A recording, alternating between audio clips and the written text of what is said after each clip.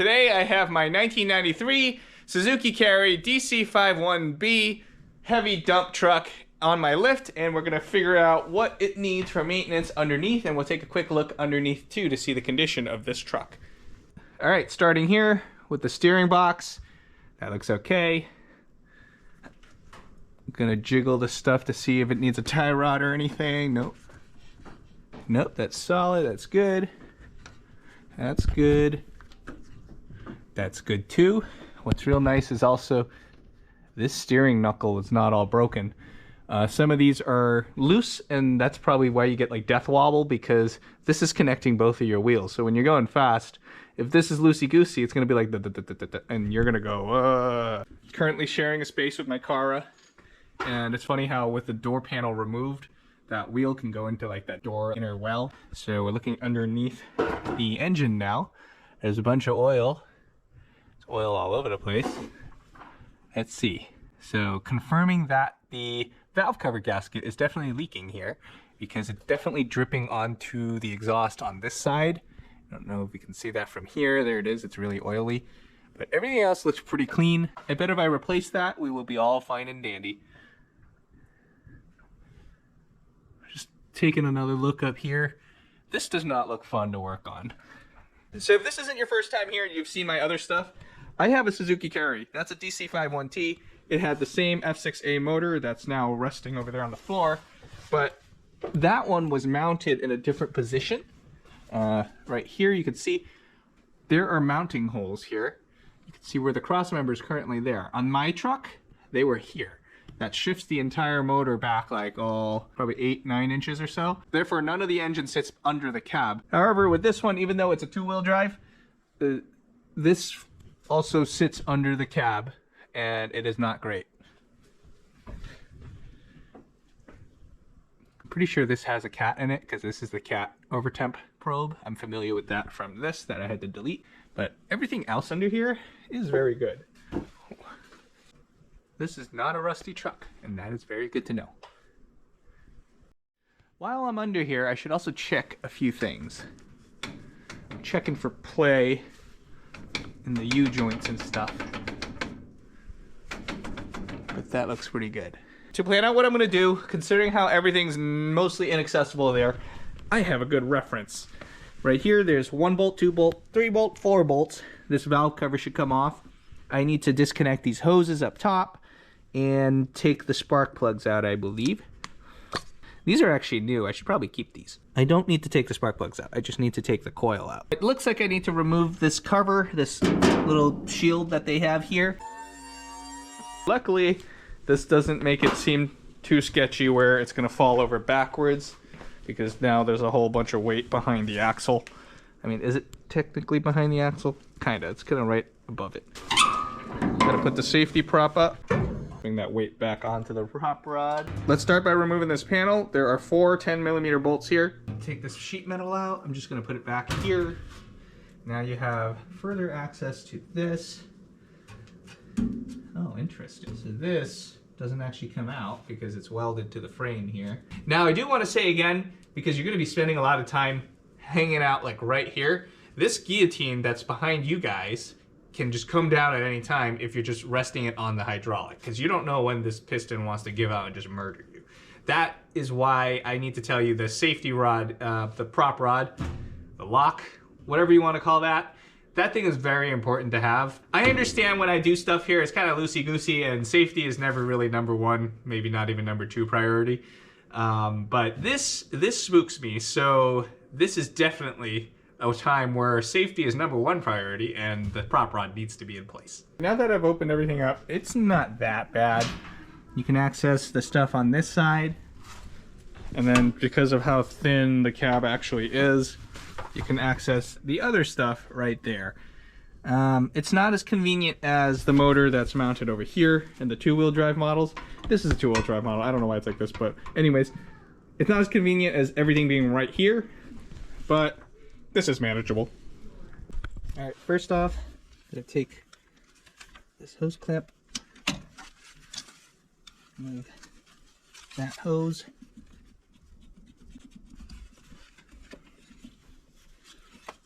There's a second hose clamp over here.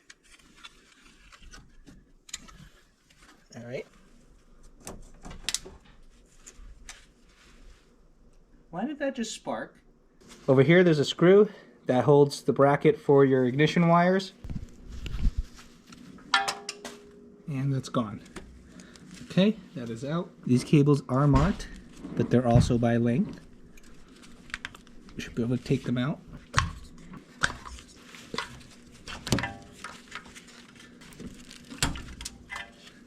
You now have access to the valve cover. These are actually 8mm bolts. I thought they were 10s. There we go.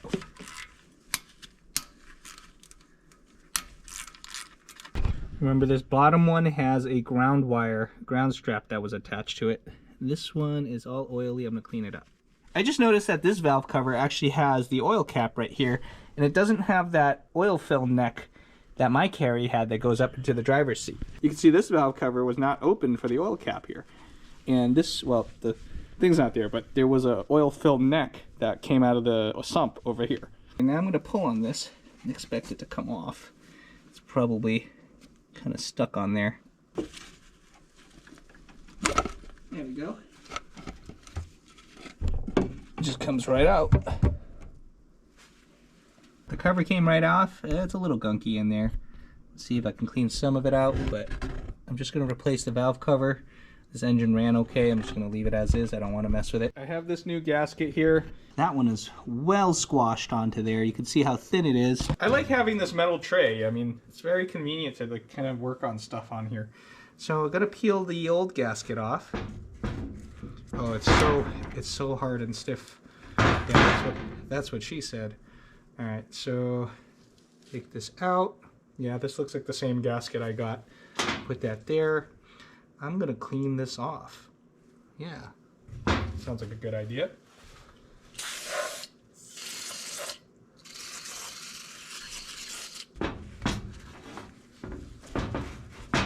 But wait, there's more. There are actually 3 O-rings here that help seal up your spark plug wells. I'm gonna get a little pick and pull those out and pop new ones in too. So I'm gonna pull.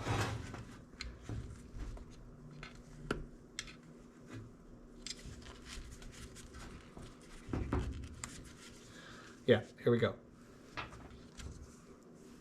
2, 3. Alrighty, this is the best that I got it to, or the best I'm willing to do. I could probably do some more in the front, but it's really caked on here. I don't have a... There's like a groove that goes into the slot here. There's a slot on the valve cover. There's a groove that the valve, like the gasket, kind of just goes into. You just kind of fit it back in there where it's supposed to be. Work it around the edges. All right, pretty simple. Oh yeah, you can see how much higher this edge is. The original one's way squashed. This one also has like a little seam in the middle to help make that seal happen. This is gonna be so much better. Get your new seals and pop them in. They just kind of snap back into place. Oh, those are nice. They actually bulge out, so they form a nice seal when you close this up. Look at me doing maintenance that makes things not leaky. All right, here we go. The valve cover is all set, and it is ready to go back in. All right, here we go.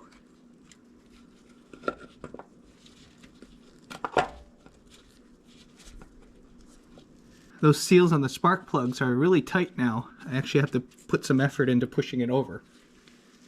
Don't forget the bottom left one here had the ground strap to put that back.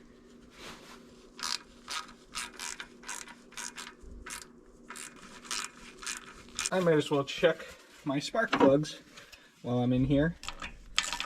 The threads are very oily, but the tip itself is pretty clean. Same here for the second one. This one too, the threads are wet, but the tip is good. Remember that O-ring seal that was here? Typically when the valve cover is leaking, as you could see, it was all over the place. it was just probably seeping onto the spark plug, so therefore all my threads were wet. It didn't seem like it got to the tip, or at least it was burning enough to clean them off. They weren't wet. This truck did run okay. Hopefully this will resolve this. I will take a look at it again afterwards. Went to the store, got some new plugs. They're the same ones, DCPR7E, and let's get them installed. There is a washer on here. Make sure you tighten them enough to crush the washers flat. A new spark plug goes a little bit tighter than a used one that you're just putting back in. You're gonna get them to the point where they're just snug. Like that. I'm gonna give it another like 3/4 turn, or a half turn, I mean. Alright. Do the same for this one. I'm stealing the plug wires from my other Carry's engine, the one with the bad head gasket. They won't need it anymore, and these are less than 500 miles old. So I think this is, let's get the shortest one first. This is the shortest one, and this one is the shortest one. This is cylinder 3.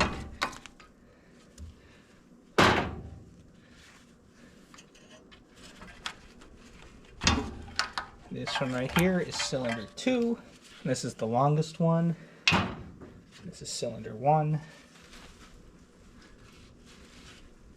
I probably should have closed the dump.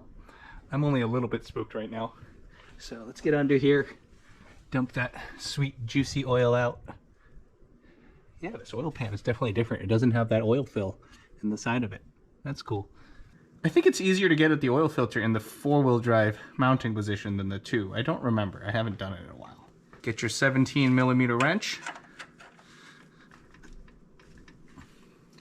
Why are these always torqued down to like 9,000 foot-pounds? Oh, yeah. Jeez. I don't know if you could see that, but that oil was pretty sludgy. I just poured a bunch of extra 0W20 that I had lying around just to kind of help flush that out. I pushed it, like you could see where it's kind of blending. There's a little bit dark, and then there's the really light oil coming out. I figured that might just help push it out a little bit because I forgot to warm up the engine before I did this. Now to remove the oil filter. These are always torqued down to 9,000 foot-pounds too. Oh, man.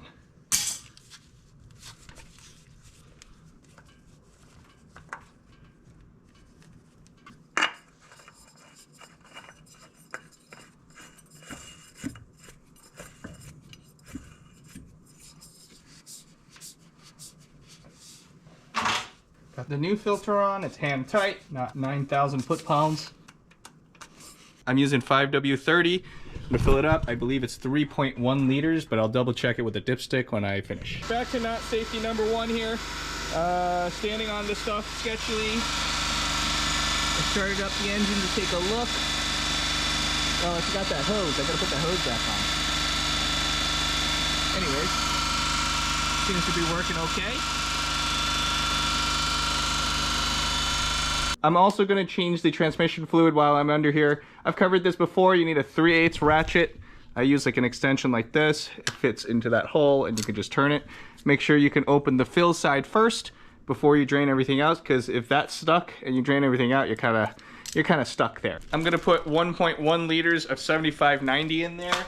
And then for the rear differential, I'm going to put 1 liter of 80W90 in there. These are the 2-wheel drive numbers. The 4-wheel drive has a little bit more capacity, or the turbo has a little bit more capacity. But yeah, these are the 2-wheel drive numbers.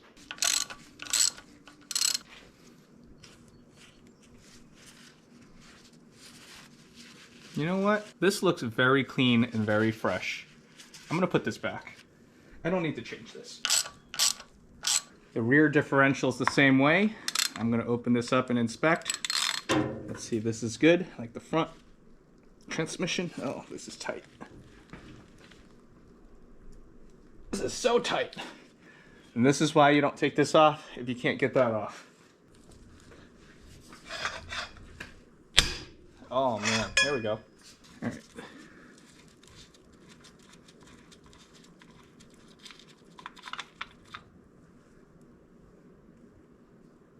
This fluid looks pretty clean too.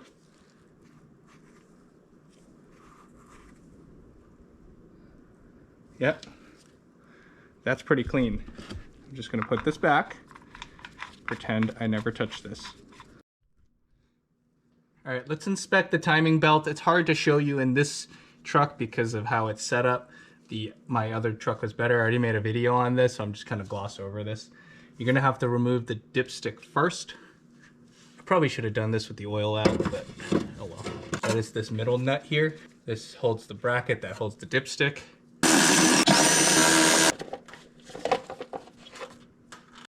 All right, I forgot about that. There's technically an inspection hole here. It's hard to see up here, but this belt actually looks to be in good shape. It doesn't have any cracks or split or anything in it. It actually still looks pretty new. I can still see the text. It's dark in here, it's hard to see, but I can still see the part number. It's a unit made in Japan. Belt looks like, just confirm in there. Yeah, I'm gonna leave this belt alone. Tension seems good. All right, that makes it nice and easy. I guess this was done recently. It's just that the text is all gone. It's probably just in a bad spot here. It gets all worn.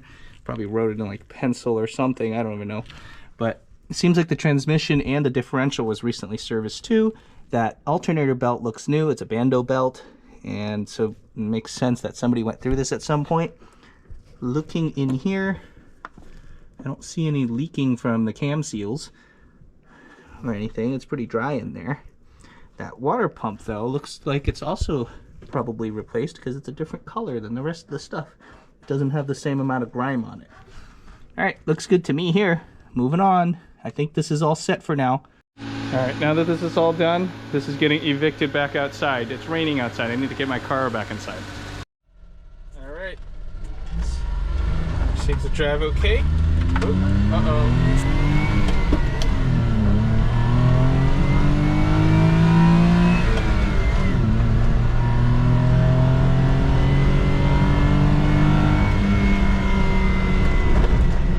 This one's definitely not as fast as the non-dump that I have. Definitely confirmed. I do have a return to idle issue. It'll return to idle and stall out unless I step on the throttle a little.